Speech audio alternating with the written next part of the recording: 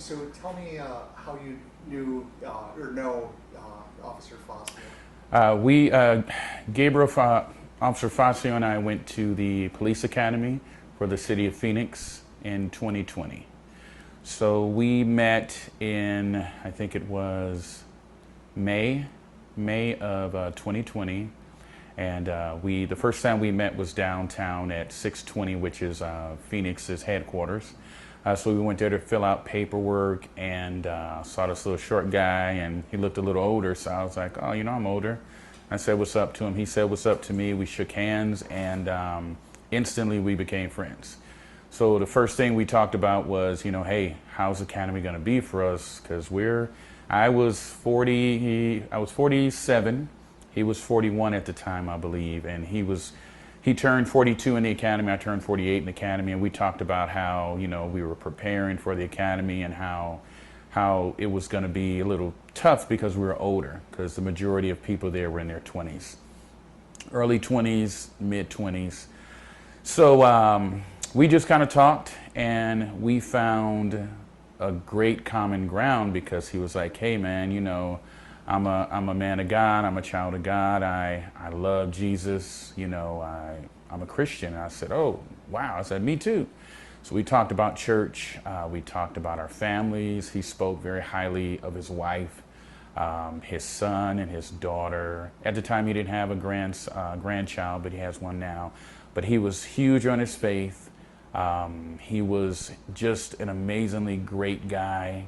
He came from Mexico, became a citizen because his dream was to become a police officer. So we had that in common. We both wanted to be police officers since forever.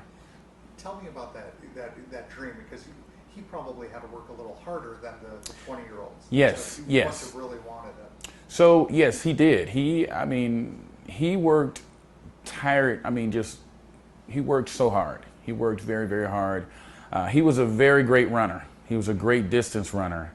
Myself, I wasn't a great distance runner. I was a sprinter, and I was all about sprinting and lifting weights and stuff. But he would always say, and it still pops in my mind, he's like, Davis, little feet.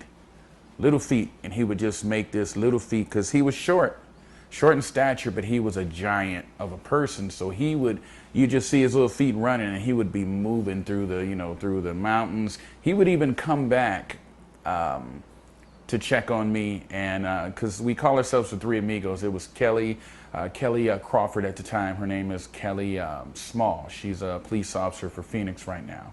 And it was the three of us. We were always together. From the time we met in the academy, we spent 90% of the time here doing studying here at this table.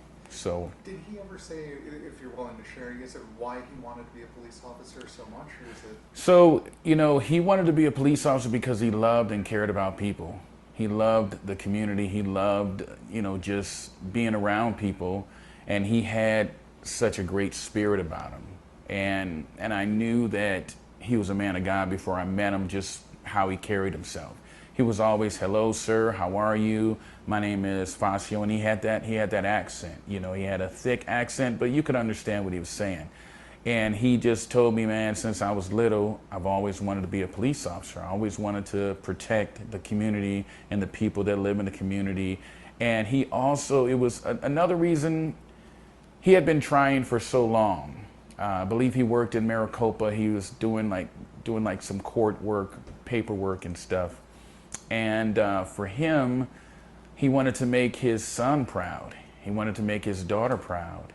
And he wanted to make his wife and family proud. His parents, they loved him, and they knew that he could do it. But like you said, he was short, he was older, so he had a lot of stuff going against him. I might have been taller, but I was older. So our pains were different than the young guys. They could pick up. If we got injured, we had to. And we were both out of school for such a long time that we needed to study. So that's why myself and Kelly and Gabriel, it was 8 of us that started off, and then it got down to 3. I'll go into the faith, but I just have one more kind of. You didn't serve with him on the force, or did you? Or did you branch off after Oh, graduation? okay. So I didn't graduate in that class, Okay. and this is actually a pretty significant part of the story. I went 22 and a half weeks in that academy class. It was the class 541, and that was his graduating class with Phoenix. I failed due to firearms training. Now, Facio and I were the last two to do our firearms training. So we had 3 tries. The second to last time, Facio, actually, the last time that we had to make it, Facio passed. Because we both struggled with firearms. So we worked together and we were the best of friends. He was always encouraging me and I was encouraging him. And so what happened, I'll tell the story really quick. Facio and I went out to firearms training in the academy, and it was our absolute last time because you can only fail 3 exams in the academy. So we went out to the range, we shot our last shots, and I knew the moment that I shot my last shot that I failed. And I knew that Facio had made it. And we were walking away from the range, and Facio looked at me and he said, "It's going to be okay." And the instructors came over and said, Recruit Davis, you didn't make it. And that was my last time. So at that point, I was flunking out of the academy. And I looked at Facio and I said, "Hey, continue to follow your dreams, man. Continue to work hard." And I fell on my knees and I started crying. And Facio stopped, grabbed me and hugged me, and he said, "I love you." He goes, "You're my best friend. It's going to be okay. You're going to make it." And I said, "I know." And I said, "You just keep going too." So at that point, Facio continued. I returned back that was on a Thursday. I returned back to the academy on Monday, and I was trying to get back into the academy. I was recycled to the next class, which was not for a few months. Facio and I continued to our friendship. He continued to call me every day, text me, check up on me. When I entered back into the academy in January, because they've graduated in November, and I was going into the academy in January, we talked all the time. He was like, "How you doing?" So you were, I imagine, at his graduation. no, I wasn't at the graduation because I was in the academy. What kind of police officer was he? Wow. Facio, let's say this. You'll know what type of police officer he was because of the man he was. Because of his faith in God, in his family, and in people, it made him an amazing officer. He cared. He had empathy. He carried water in his patrol car. He wanted to talk to people in the community. Yes. Okay. He was a community police officer, the way that he was a guardian. He actually has a guardian tattoo on his arm. And he got that because he's a guardian. He considered himself a guardian. You say guardian angel tattoo? Guardian, yes. So in policing,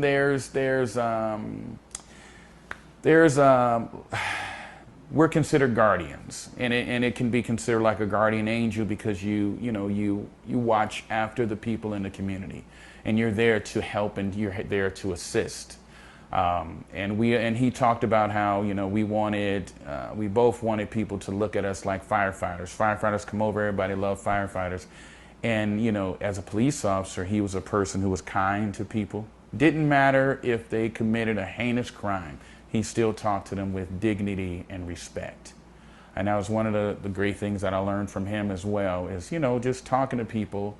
And because when you're a police officer, you have interactions with people sometimes the worst times in their lives. It's so cliche, but it sounds like he was doing what he loved. Oh, I mean, I'll be honest with you. Some people become, there's so many different reasons why people become police officers. Facio became a police officer for the right reason, and that was definitely to assist and help people. He had such a heart. He had a servant's heart, and that's exactly what he was. He never put any people down in the academy.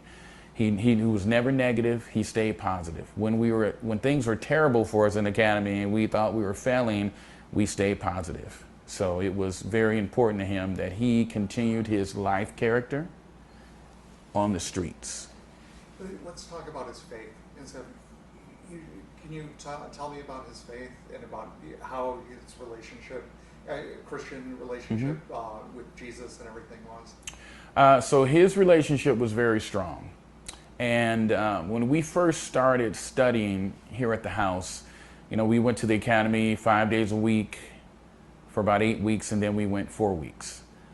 4 days a week, from there on. We started prayer in the beginning when we were in the academy. We got there in the morning. It was Davis, Crawford, and Facio. We held hands, we prayed. When we got out of the academy, we prayed for traveling mercies. When we came over here and we prayed before studying, and we continued to pray. We talked about Jesus Christ and how God has brought us through, him through trials and tribulations from, coming from Mexico, coming to the United States and learning English and following his dreams when, a lot of people didn't think he could do it because he was an immigrant, But his parents were strong in their faith, which his made... father was a pastor, was a minister. Yes. And his father instilled in him, and he talked about his dad a lot. He talked about his mom. He talked about how, his parents instilled the love of Jesus Christ. Because it's very interesting when you become a police officer. Sometimes you think that, okay, am I going to have an issue with being a Christian and being an officer, right? God's law, man's law. And he held a strong balance. We had a strong balance because, yes, we can talk to people with love and respect. And don't get it wrong, if Facio had to take somebody down to save his life or save a squad mate, he would do it, And what I mean by that, like, if he had to wrestle somebody to the ground or just kind of, but he was more of a person that would talk to you, as we say, verbal judo. He had very good verbal judo, and he could speak Spanish, he could speak English, he could speak clear where people could understand him, and, and let them know that, hey, understand this is a bad time in your life, and we all go through tough times. How was his faith lived through his work? Wow, just, buying a person a cup of coffee, right? Seeing somebody on the side of the street who needed water or needed some food. He was able to instill his faith into his job without it just being in your face. The way that he spoke, the way that he talked to people, you can tell that he was a minister. You can tell that he was a man of God. And people would be calm, cool, and collected. They can be upset, and even in the academy when we did scenarios, people, we'd have scenarios where people were going, yelling and screaming, and he would just be like, okay, all right, okay, I'm trying to understand. Let's take a deep breath. And he would, as he got to know the person and was talking to him, he would say, hey, you know what? We just keep your faith, and everything will be okay. How are you doing after this loss? Well, to be honest with you, it's been tough. Facio and I, and like I said, and Kelly, we're the best of friends, the three of us. When Facio, he was in Phoenix, he decided to leave Phoenix, and he was kind of on a journey looking around, for different agencies to work, and he found a home in Apache Junction. He called me. He was very excited. He was very excited about Chief Pooley. He said that, Chief Pooley was an amazingly great person, not just a chief, but a great person who cared about his people. And he was trying to recruit me to come over there and work there. And like I said, it's surreal because that Monday morning when it happened, I believe a week from prior to today, I saw it, and the first thing I did was call Facio.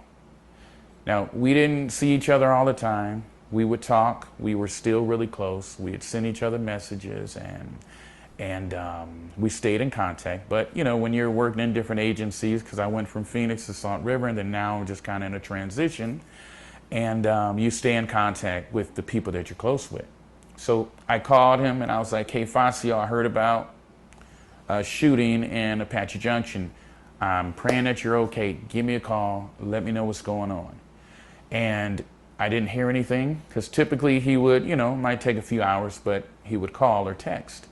I didn't hear anything. So then Tuesday morning came, and our RTO had called me, and he had gave me the news. So how do I feel? I don't really know how to answer that question, because I'm still trying to, you know, even when he was in the hospital and I visited him on Tuesday, it wasn't real, you know, and I was there with his wife, and we prayed for him and prayed over him, and I believe that he would, because he's a fighter. If you know Facio, he's a feisty fighter, and he loved his wife, he loved his children, he loved his grandbaby, he loved everybody that knew him, loved him. And you know how you hear people say when somebody passed away, he was a good person. No, he was the best of us. He was a amazingly great person, and it's going to be difficult, but because of his faith and because of our faith together and our friendship, I know that God has a plan and everything is going to be okay, but it's just very difficult right now. And I would say, more than how I feel, I pray for his wife, I pray for his son, his daughter, and I pray for their family, his parents, and those people that are, you know, near and dear to his heart. Only if you're comfortable. How, I mean, obviously the answer is probably, how are the family? How is his wife doing? You know what, when I was there at the hospital, she was holding on to her faith. She was very faithful, you know, very faithful, very forgiveful, you know, forgiving to the person who did this. And that's a testimony and a testament to her faith, you know. That was the first time that I met his mom and dad, and they took my hands and we prayed together. And I don't know how they feel. You know, I know that his wife was very hopeful, and she had faith in God. Whatever the outcome was, she knew that her faith and her belief, you know, stayed with God, you know.